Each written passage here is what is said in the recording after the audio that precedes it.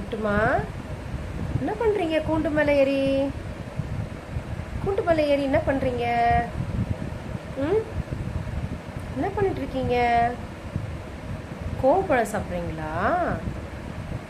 விட்டுமோய், என்ன பண்ணுறீங்க? கோவப்பழம் சாப்பிட்றீங்களா? ம், டோய், விட்டுமோய், வீட்டு